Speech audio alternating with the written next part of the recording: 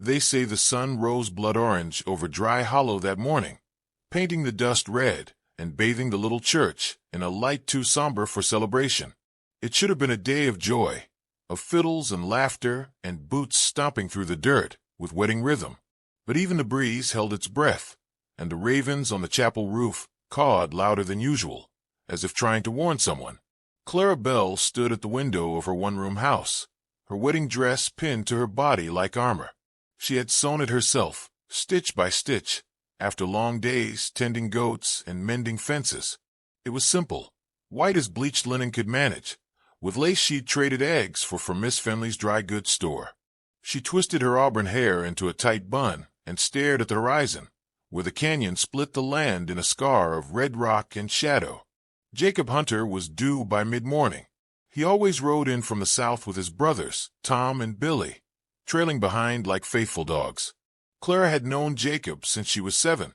Back then, he was a gangly boy who carved whistles out of cottonwood and told her he'd marry her when they were old enough.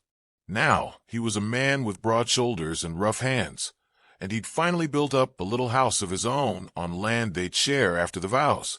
The whole town was coming. Pastor Vickery had polished his Bible. Mrs. Emmons was baking pies since dawn. Even the Finch boys, who hadn't seen church in 3 years, were combing their hair and polishing boots. But something twisted in Clara's gut when the wind shifted. She moved to the door, staring out over the dry hills. In the distance came the thunder of hooves. At first, she smiled, heart leaping. Jacob was never late. But as the sound grew louder, faster, more frantic, her smile faltered. She stepped onto the porch, shielding her eyes. 3 riders appeared over the ridge, not 5. 2 of them slumped low in their saddles. The third, Billy, was whipping his horse hard, dust billowing behind him like smoke. Claire didn't hear the screams. She didn't register the people running or the church bell clanging in panic. She saw Billy's face, pale and bloodied, and she ran. Jacob was already dead when she reached him. He lay in the bed of a wagon someone had dragged from the livery. Blood soaked through his shirt, turning the white linen into a grotesque mirror of the one Clara wore. His eyes were open, but glassed over, his mouth slack with a word half-spoken and never finished. She dropped to her knees beside him, her fingers curled around his, already cooling in the morning sun. Billy collapsed beside her, sobbing. They came out of the canyon, 5 of them, maybe 6. Ambushed us. Said Dry Hollow needed reminding who owns the land. Said Clay Varnes don't like no celebrations he ain't invited to. The name made several people murmur. Clay Varnes. A name like poison in a well. Once a rancher, now an outlaw. Clay had been running stolen cattle through the northern ridges for years. No one had seen him in Dry Hollow since the sheriff disappeared last winter. Claire didn't speak. Her body shook, but no sound came from her throat. She pressed her forehead to Jacob's chest as the crowd gathered in stunned silence. Someone covered the body. Someone else tried to lead Claire away. She wouldn't move. Hours passed. The sun climbed high. The wedding guests became mourners, then finally just townsfolk again, drifting back to their homes, with eyes low and hands empty. That night, the church sat dark and quiet. And yet, someone lingered. At the far edge of town, near the hitching posts outside the saloon, a man stood alone. He'd arrived that morning with no one noticing, walking alongside a tired mule.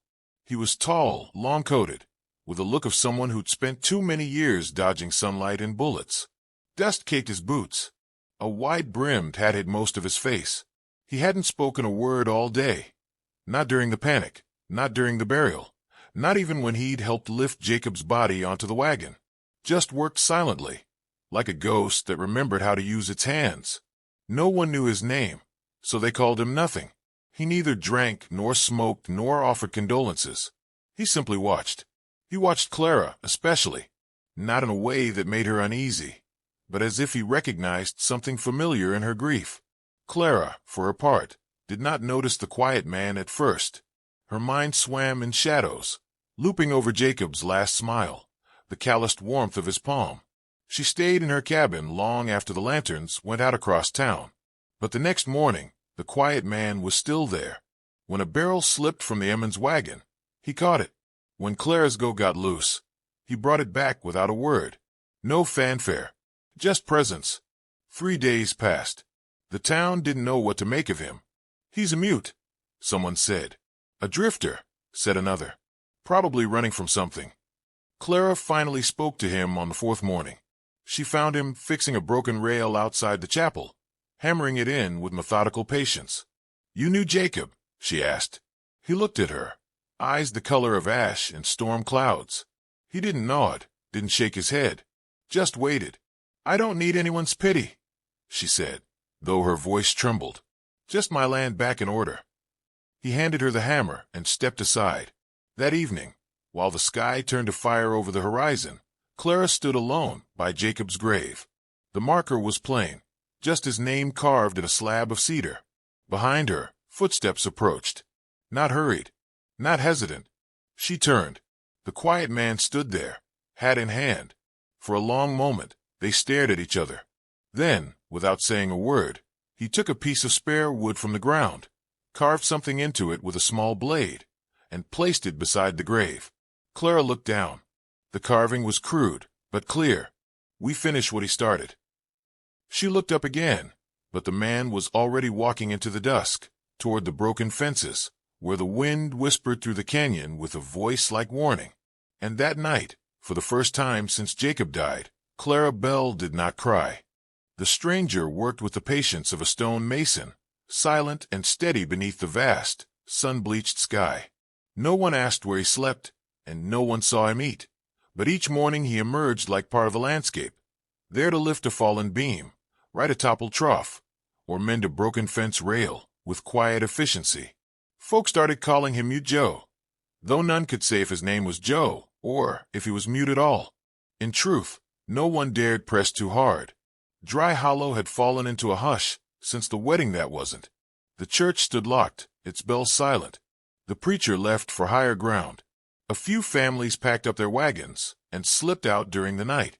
Those who stayed learned to lower their voices, to keep their heads down when strangers passed, to avoid the eyes of riders who came through without greetings.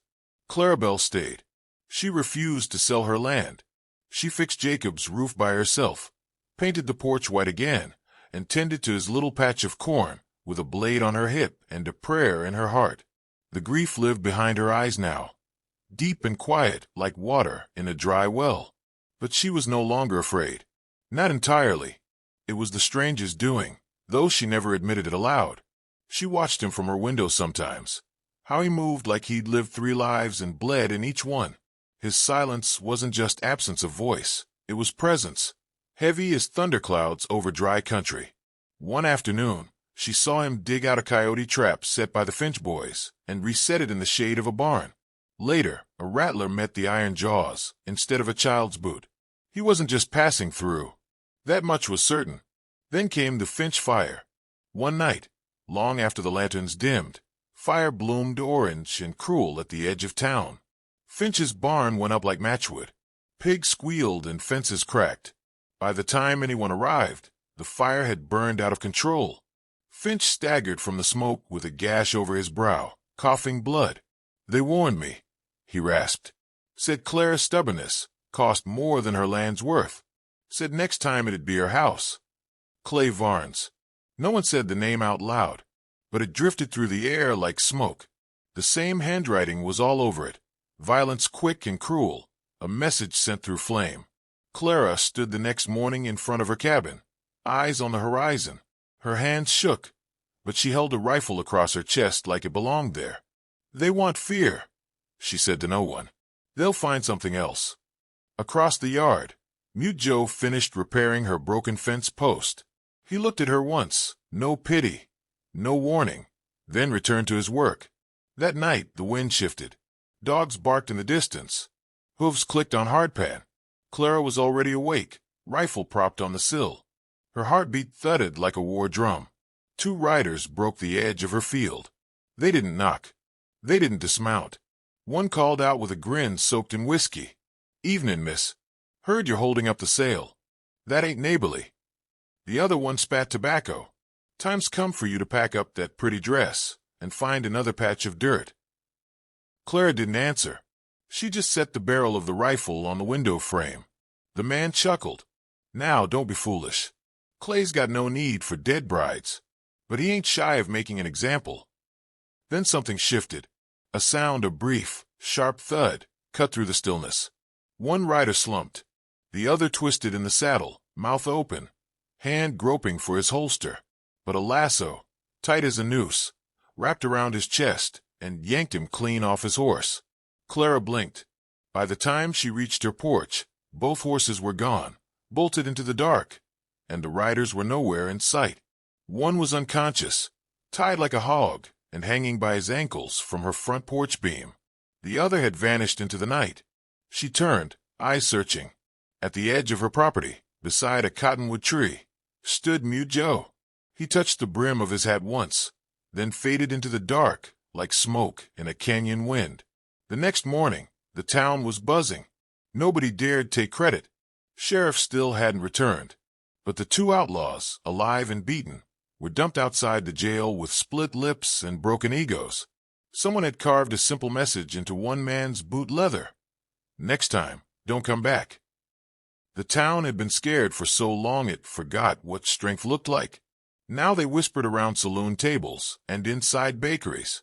They watched Clara with fresh eyes. They watched Mute Joe with reverent unease. Was he a lawman? A bounty hunter? A ghost? Clara asked no questions. She started each morning with hammer in hand and the same 3 words in her heart: don't back down. One afternoon, she brought the stranger a tin of stew. He sat beneath the shaded awning outside the Emmons barn, sharpening a small knife on a whetstone. "You're not from here," she said. He didn't answer. "But you've been watching."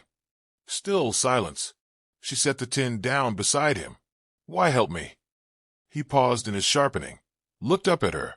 His eyes weren't cold. They were distant, like someone watching their own memory unfold. Clara nodded once. "Whatever reason you've got, I'm grateful." She turned to leave. He tapped the tin twice with the flat of the blade. That night, for the first time in weeks, the church bell rang. Not for a wedding, not for a funeral, but just once, as if to remind the town it was still there. And somewhere beyond the canyon line, a hawk cried out into the wind. The letter arrived wrapped in oilcloth and bound with twine, delivered not by hand but tucked inside Clara's chicken coop, as if fear itself had dropped it off in the dark. The handwriting was jagged, impatient. 3 lines. "You've had your warning. Leave by week's end or be buried in that patch of dust. We'll collect. CV." Clara read it twice, jaw tightening. She didn't bring it into the house. She burned it in the stove and watched the paper curl like a dead leaf. There'd be no running. No more mourning behind curtains. This was her land. Her husband's grave was in its soil, and her name was carved on the church ledger even if the wedding hadn't been spoken. The stranger knew before she told him. She found him behind the old mill, rigging barbed wire across an opening between 2 fence posts. He didn't look up when she approached. "They're coming," she said. "Probably more than last time." He nodded once, cinched the last wire taut. "You think they'll come at night?" He hesitated. Then he looked toward the southern rise, the only cover for miles, and tapped the ground with his boot heel. "Noon," she muttered. "They want folks to watch." He didn't nod again. He just moved to the next post. In the following days, Clara worked like a woman possessed. She wired her cabin shutters with iron hinges, buried powder flasks beneath floorboards, packed jerky and cartridges into a chest behind the hearth. She mounted a Winchester by the front window and lined the back steps with glass shards set in mud. If they came, they'd bleed for every inch. The stranger helped, but never spoke. At night, he sat outside her barn, back against the wood, blade in hand, eyes never closing. Then came the 5th day. Dry Hollow was dry indeed, cloudless, sun blazing hot enough to melt tallow. Silence hung in the air. No birds, no wind. Just the promise of something terrible. Clara stood in her field, long skirt tucked under her belt, hair braided tight. The rifle felt heavier than before, but her hands didn't shake. Across the flats, dust began to rise. Riders. Not 2 this time. 6, maybe 7, all armed, one carrying a coiled rope across his saddle like a promise. And at their front, on a tall roan stallion with a silver bit, rode Clay Varnes. His vest was clean, boots polished. He didn't dress like a killer, but there was something about the way he sat a horse, like he thought the earth owed him tribute. That made Clara's spine stiffen. They stopped 100 feet from her porch. Clay raised one hand in mock greeting. "Miss Bell," he called. "This the welcoming party?" Clara didn't reply. The rifle barrel poked just above her elbow. Clay laughed. "You're still clinging to pride like it's worth something out here. You've got no sheriff, no kin, no church to hide behind." He dismounted slowly. "My boys are tired of riding out here. Tired of being patient. We offered gold. Then we gave warnings. Now we'll just take it." The stranger stepped into view. Clay stopped cold. No one had heard him approach. He seemed to emerge from the ground itself, silent as dawn. He stood tall, coat open just enough to reveal the butt of a revolver tucked at his side. But it wasn't the weapon that chilled Clay. It was the eyes. "Joe," Clay said. "You son of a—" His voice faltered. The stranger took 3 steps forward. One outlaw raised his rifle. Clara fired first. The shot cracked like thunder. The man dropped sideways with a howl. Horses scattered. In the chaos, the stranger moved. He didn't draw immediately. He walked toward Clay's men like he was back from the grave, and owed each of them something fierce. His first shot came sudden, a flash of silver and smoke. One man dropped with a scream, clutching his leg. Another raised his pistol, but caught a bullet in the shoulder before he could pull the trigger. By the time the rest dismounted and scrambled for cover, the stranger was behind a trough, reloading calm as a man sharpening a stick. Clara moved too. She wasn't just a widow with grit anymore. She fired from the window, ducked, fired again. 2 riders tried to flank the barn, but found barbed wire and teeth behind the posts. Clay roared. He pulled his own gun and charged toward the porch, eyes on Clara. She braced herself, but before she could fire, the stranger was there. He didn't shoot Clay. He punched him. One swing, brutal and final, sent Clay crashing into the dust. Silence followed, thick and hard. The outlaws, those who weren't bleeding, dropped their weapons and raised their hands. One ran, but a warning shot from the stranger brought him to his knees. Clara stepped down from the porch. Her cheeks were smudged with ash and sweat, but her eyes burned clean. The stranger stood over Clay's groaning form. Then, for the first time, he spoke. He was mine. The voice was hoarse, shaped by pain and years without use. Clara stared. "You knew him." The stranger didn't look away. "He shot my brother. 3 years ago, in a poker room in Santa Fe. Took the girl, too." Clara blinked. "My name's not Joe." She waited. He finally said it. "Call me Ezra." The wind picked up then, and with it, the scent of gunpowder and justice long overdue. By dusk, Dry Hollow looked like a place exorcised of something foul.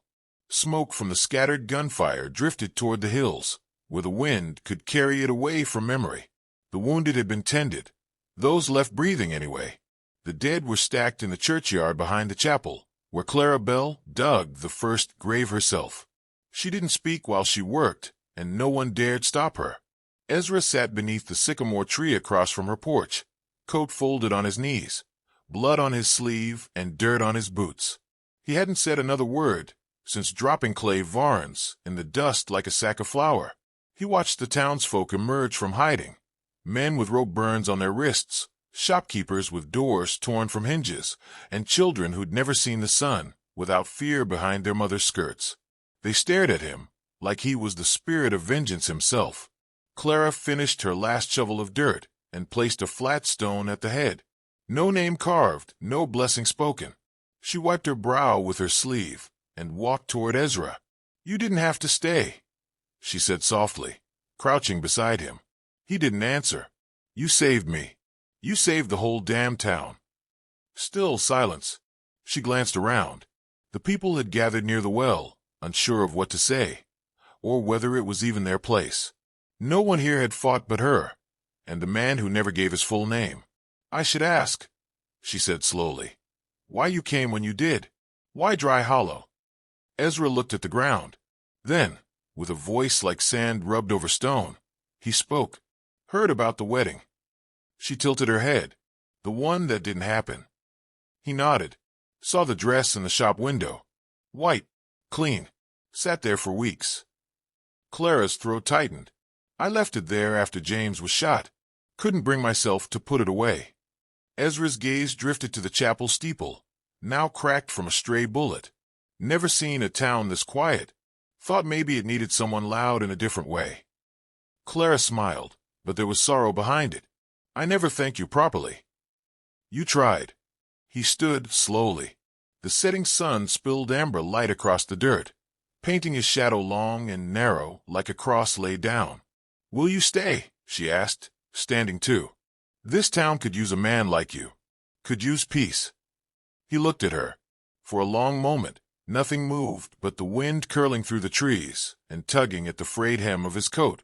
Then he said, I've got other places. Other debts. You came here a stranger, Clara said. Now they'll tell stories about you like you were always part of this place. Stories fade, Ezra muttered. Dust doesn't. She stepped closer. Not all stories. Some stick. Ezra finally looked at her. Really looked. In her face, he saw the woman who stood her ground, who buried her grief beneath grit and sharpened her sorrow into resistance. He saw what Clave Varnes could never break, what James had loved. He reached into his coat and pulled out a small leather pouch. Inside was a silver locket. This belonged to my mother, he said, pressing it into Clara's hand. I carried it too long. She opened it. Inside was a faded picture of a woman with wide eyes and a calm smile, worn soft from time. I'm not sure I should, she started. Keep it, Ezra said. It's time I left something behind that mattered. Then, with a slight nod to the crowd, he turned and walked down the main road, past the general store, past the chapel, past the stretch of empty prairie that once brought only outlaws and fear. No one tried to stop him. A child pointed and whispered something to his mother.